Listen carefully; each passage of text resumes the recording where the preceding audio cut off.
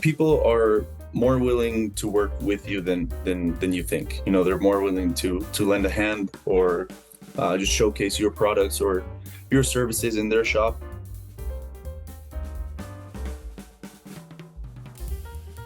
Hey, it's Nick Armstrong, and this is the Founded in FoCo podcast. In every episode, we get to talk with an innovative mover and shaker in our community. And today I am here with two rock stars, not just one, but two, from the Economic Health Office in Fort Collins, Edgar and Tomas. Edgar, introduce yourself. Tell us what you do and how you do it. Tomas, you, same thing as well. Thank you very much, Nick.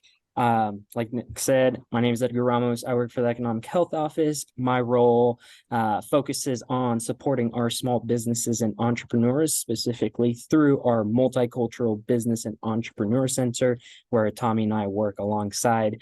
And yeah, I've been a little bit over a year now in this current role with the program. And yeah, I'm the second bilingual business connector, also from the Economic Health Office at the city of Fort Collins, and I'm going in on 7 months. It's been pretty quickly, actually. You don't realize, how long you've been in the role.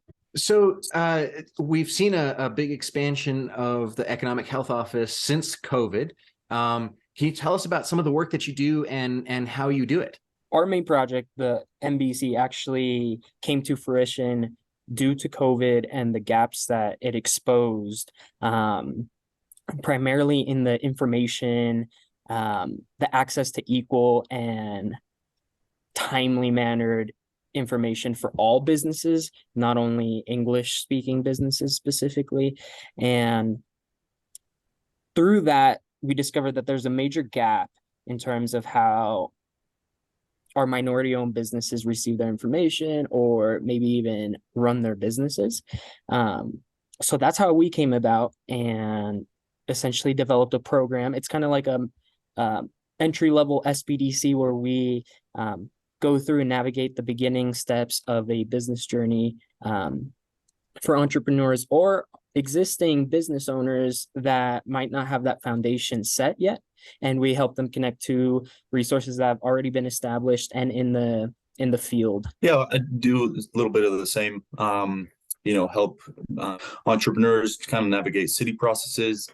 We assist with business plans as well, just a general business guidance and kind of brainstorm ideas, kind of bounce back and forth between ideas, just to give the understanding of where they want to be headed or where they're headed.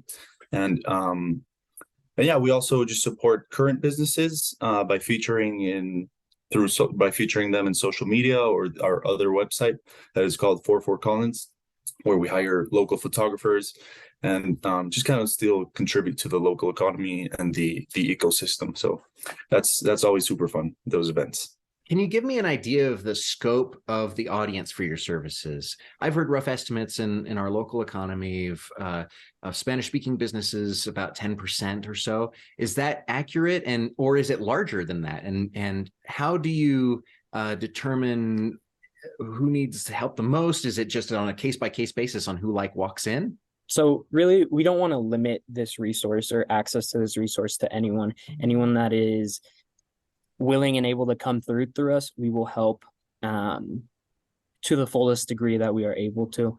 But really, the focus was brought up to focus on our Latinx population, specifically women-owned businesses as well, our LGBTQIA plus community, veteran communities. These communities that might not traditionally have access to those traditional resources or might just not know and just needs at least one step into the doorway. And we try to be that first step and to open up their whole ecosystem of potential resources that are oftentimes free and available, but just aren't, I guess, marketed properly. So long answer short, anyone and everyone. But obviously that main focus in bringing language justice to these resources as well. And that is also a big key motivator for the city in general. We work really closely with our equity office in these aspects, and there's definitely more to come. I know that the language barrier was a huge need, especially during the economic recovery grant phase and getting that information out. What is the need now that things have sort of stabilized from the COVID marketplace? Is it, like you said, the connectivity? Is it getting folks in the door, or is it like accounting or management, or what's the key driver right now? On top of discovering that big gap in like the language access piece, it was also discovered for those businesses that did get access to the information that maybe their foundational pieces of their business weren't set as properly as their counterparts. This could be as complex as just not keeping their books up to date, or having an accounting system in place, or the proper professionals helping them to do so.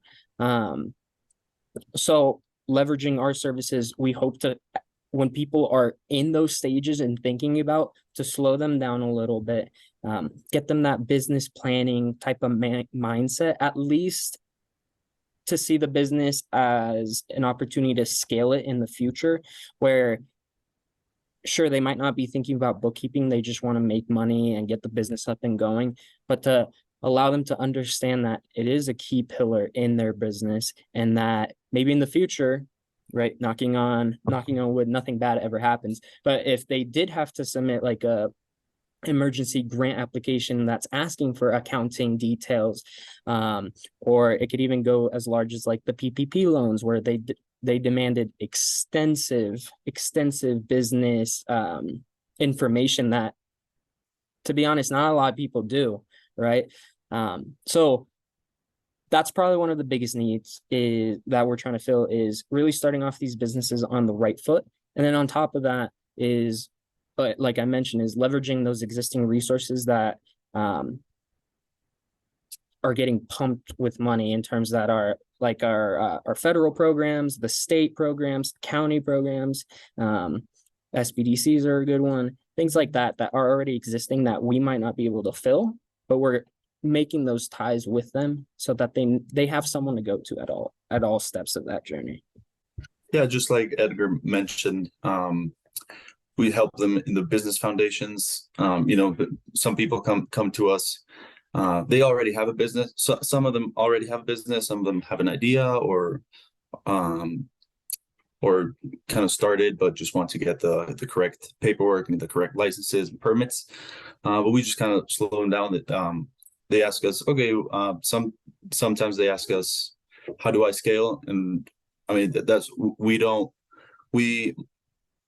more than, or our focus is kind of on the acceleration and the business that are establishing and creating, and the acceleration of it through connecting them to other resources. But that's when we slow them down and say, okay, let me see, we're not experts in just scaling, but let me see your website. And then we check out their website, and it's missing like a call to action button or links to social media. And that's where we come in. We could help them create Facebook pages, the social media web pages, Google Business, and just those foundations, so then they can, contact other resources, like other helpful resources like the SBDC and so on. You mentioned language justice in particular, and that there's a marketing gap that exists between established, like the SBDC, the service providers, and the audience that you're trying to bring in, and that you sort of bridge that gap. How do you market your services, and are there established communities where you're going into, and is it more informal marketing? What does that look like? That is the $1 million question, Nick. It's a tough answer, because when I joined the role, I was also curious about that, and it actually came up during the interviews. How do you tap into those communities that don't receive traditional marketing communication pieces, especially from the city? I mean, with all our social media posts and our website, it's an overload of information and communication pieces. And in general, when people see the city, they just see the city as a whole, not as separate departments and different avenues, right? So when we talk about how do we reach these communities, it's a lot of groundwork. And it's a lot of earning trust within the communities. It's attending those community events. It's building those relationships with key community leaders. One of our previous coworkers helped start what they call the community connectors, and it's community leaders at the major trailer parks in Fort Collins. And they started up their own business that you're able to contract them to send your communications through. And when people receive your information from a trusted community member, they know it's at least been vetted and that it is legit and it's not predatory. And that's really the biggest key, is trying to build that trust and connection with those communities to efficiently communicate with them. And it is definitely informal, to say the least. I know you're into marketing, so it's not a bunch of data and like Facebook and all that sort of stuff. It's more foots on the ground and people talking. You know, there might be like a negative connotation with just the word government, right? Or like city of Fort Collins, just being a local government, there might be a negative connotation, but we're actually there to help you navigate the resources, not only us from the Economic Health Office, but just Larimer County as a whole. But yeah, we're here to just navigate those city complex and lengthy city processes. Just get all your paperwork in order. You know, if you don't complete a health inspection, we're not here to point fingers, but we're here to, like, maybe that business has there's a language barrier, and then that's when we do the business visits and just ask them, hey, do we need translation services? So, you know, we're here for businesses, we're here for individuals. And I think the city of Fort Collins does a absolutely great job of that, as well as the Larimer County. Talking about big, scary business processes and paperwork, talk to me about the importance of registering your business for a sales tax license, even if you are a service-based provider. Whatever business is engaging in business activity in the city of Fort Collins needs a business license and sales tax. We definitely don't do the best job to clear up the two licenses, but they're one license, and that's usually what gets service-based businesses. I always tell them it's just to stay compliant and that you're okay to do business with the city. You just go in there every year, so towards the new year, and then you just fill out zeros, and then you're good to go.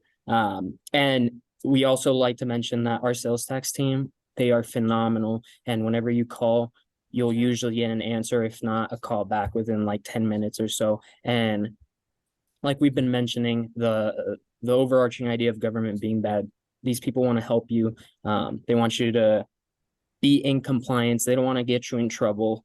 And I think that's the key important piece, is the aspect of, we're not out to get you. We just want to make sure everything's being done correctly, right?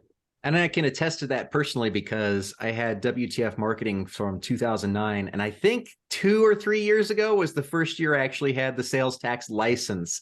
So I did not get in trouble for any of that. Service-based business, had no sales taxable income, but still worth getting in compliance with the city of Fort Collins. And the sales tax team was phenomenal in their help with that.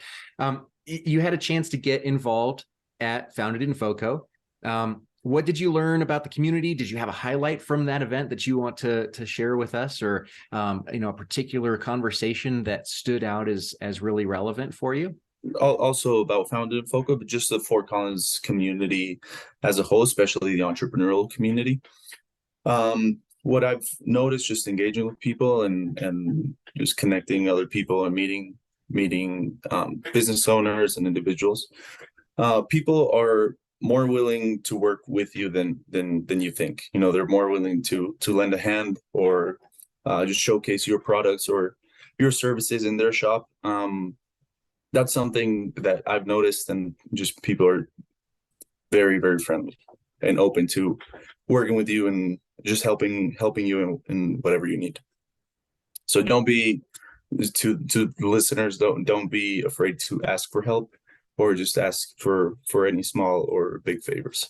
This year was amazing. I love that resource aisle fair situation. It was amazing. I got to hear a lot of stories and learn from our peers. That's one of the biggest key pieces of this role is you're always learning, especially with the business ecosystem, right? It's always changing and you're always learning new things and ways to help people. So just had great conversations with our partners right next to us while we were tabling in terms of their resources that they had available and what we were all about as well. I think my biggest takeaway was honestly the productivity speaker. That was amazing. Definitely implementing some of that stuff into my workflow. It's fun to walk away with actionable things all the time. Doesn't matter if it's directly related to your role or not. Just go and shop around all of the different sessions. I know the Multicultural Business Resource Center is new, but do you have any stats about how many businesses you've helped so far, or any major victory stories that you want to share? Yeah, sure thing, Nick. So we haven't compiled data for this quarter, but for our year roundup data for last year, it was about 177 total appointments for the year, working very limited hours and locations, and about 100 unique visitors, whether they were existing businesses or new entrepreneurs, and about 30 assisted business launches. We don't want to say we helped launched because sometimes it's just as simple as they came in and they just needed help with some of the formal paperwork, but they just haven't started yet. But technically they're registered. And yeah, one of our biggest wins was she actually was part of a panel for Founder and FoCo, Las Catrinas, Erica Salcedo. We like to say like some of our food trucks are our biggest highlights just because it's like physical and you can see them and it's going on right in front of your face. But we definitely have a lot of small wins as well, or at equal amount as wins in terms of just our service-based businesses that you might just not see out and about, that are working in the back end and helping our communities out. Yeah, it's a super satisfying and rewarding job, even if you've connected them to the resource that they need, or just help them with business plan or whatever they were looking for. They are very gracious and just keep emailing you and keep coming back. So that's the established trust that you see. So it's super rewarding and really warms your heart.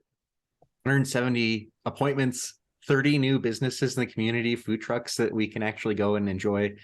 It sounds super rewarding. It sounds like you've seen and heard a lot. So I'm curious if there's one key, like, crucial tenet of advice or piece of wisdom that you wish the entrepreneurial community would know, or that someone starting up their business for the first time would hear and come and take action on. Yeah, that's a good one. And I think I speak to this as a previous business owner as well, is to just ask questions. People, like Tommy hit on this, people are willing to help. And especially the Fort Collins entrepreneurial community, it's definitely, I mean, this is the only entrepreneurial community I know, but it definitely seems a lot more outgoing and willing to share knowledge tidbits than other communities I hear about on the internet. And it's just an amazing ecosystem that is just bred to develop amazing businesses. Like we like to say in economic health offices, our small businesses are our community. They're community members. You'll see them out and about. So you never know who you might be talking to. Just ask questions. And if you don't know who to ask, just ask, and you might get connected to the right person. Yeah, I have to repeat kind of the same. It's not being afraid, and just asking people if they are willing to collaborate. Most of them, I'm sure they'll say yes, but you never, the worst case scenario is a no, but then they'll actually connect you to another person that might say yes to you, or might have an answer to you. And yeah, I just wanted to thank. So at the MBEC, we're hosted at the Poudre Library. So we want to thank them, Fort Collins Chamber of Commerce, and the SBDC at Front Range Community College. So thank you for those physical locations, which is where we take appointments Monday through Wednesday. So thank you very much. Collaborations all around. So where can we find out more about the Multicultural Business Resource Center? Where can folks find out about the Economic Health Department for the city of Fort Collins? We are hosted on fcgov.com/business/MBEC. Our department in general is under just /business. And then our storytelling aspect is on fortcollins.com. And you can get to read some amazing stories that Tommy helps with on there. Yeah, just research and find out more about businesses around Fort Collins that, you don't know of. Excellent. Well, Edgar and Tommy, thank you so much for being here with me today and for sharing all the information that you'd have about the Multicultural Business Resource Center, the city's offerings, and how folks can go and find and get involved. For more great entrepreneurial advice, please visit us at foundedinfoco.com and check out the entire slew of business panels and podcasts that you can take advantage of and learn more. Hey, thanks for listening. I'm Nick Armstrong, and this is a Founded in FoCo podcast. For more great interviews like this one, join us at foundedinfoco.com.